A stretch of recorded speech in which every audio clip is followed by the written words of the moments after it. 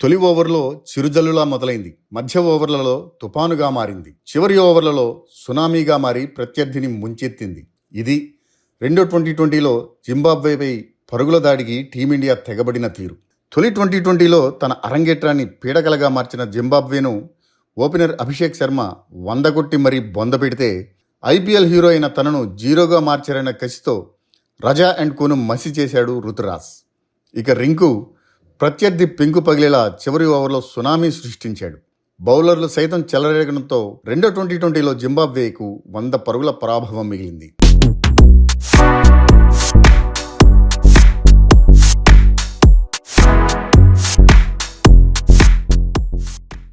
Legends retirement తర్వాత పొట్టి క్రికెట్లో టీమిండియాకు ఇంతటి ఘనమైన విజయం ఇంత త్వరగా వస్తుందని ఎవరూ ఊహించుండరు. అది తొలి టీ20లో దారుణ పరాభవం ఎదురైన తర్వాతి మ్యాచ్లోనే. దీనికి పునాది వేసింది ఓపెనర్ అభిషేక్ శర్మ. తొలి టీ20లో డకౌట్ అయిన అభిషేక్ ఈసారి తొలి బంతినే సిక్సర్గా మలిచి అంతర్జాతీయ క్రికెట్లో ఖాతా తెరిచాడు. ఓపెనర్ గిల్ కేవలం 2 పరుగులకే వెనుతిరిగిన రుతురాజ్ అండతో ఇన్నింగ్స్ కుదుటపరిచాడు అభిషేక్. పవర్ ప్లేలో 36 పరుగులే వచ్చాయి. 8 ఓవర్లు ముగిసేసరికి టీమిండియా స్కోరు వికెట్ నష్టానికి 49. 150 స్కోరే కష్టమేమో అనుకున్నారంతా. కానీ పిచ్చును ఆకలింపు చేసుకున్న తర్వాత గేరు మార్చిన అభిషేక్ అండ్ కో పరుగుల వర్షం కురిపించారు. పెను విధ్వంసానికి 9వ ఓవర్లో బీజం పడింది.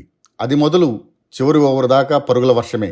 9వ ఓవర్లో 14, 10లో 11, 11లో 28, 13లో 16, 14లో 21, 16లో 13, 17లో 12, 18లో 20, 19లో 16, 20లో 21.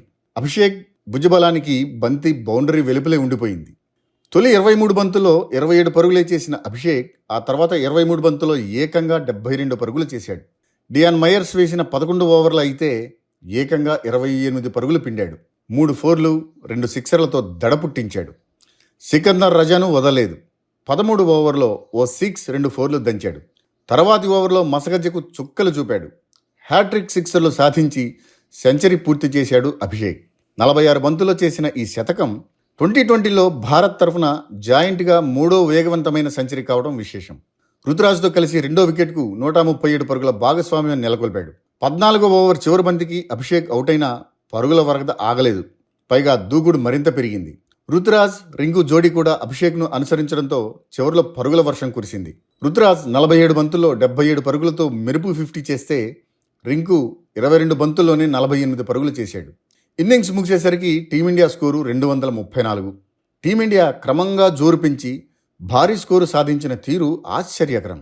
తొలి 7 ఓవర్లలో ఒక 6, 3 ఫోర్లతో వికెట్ నష్టానికి 40 పరుగులే చేసిన టీమిండియా తర్వాతి 3 ఓవర్లలో 34 పరుగులు చేసింది.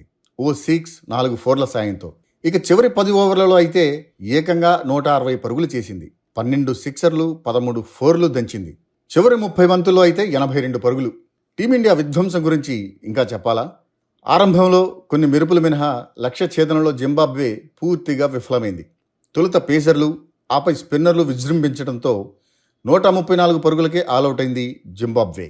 ముఖేష్, అవేష్ చెరో 3 వికెట్లతో మెరిస్తే రవి బిష్ణోయ్ కేవలం 11 పరుగులిచ్చి 2 వికెట్లు కూల్చాడు. అతని గూగ్లీలను అర్థం చేసుకోవడం జింబాబ్వేకు ఇప్పట్లో సాధ్యపడేలా కనిపించడం లేదు.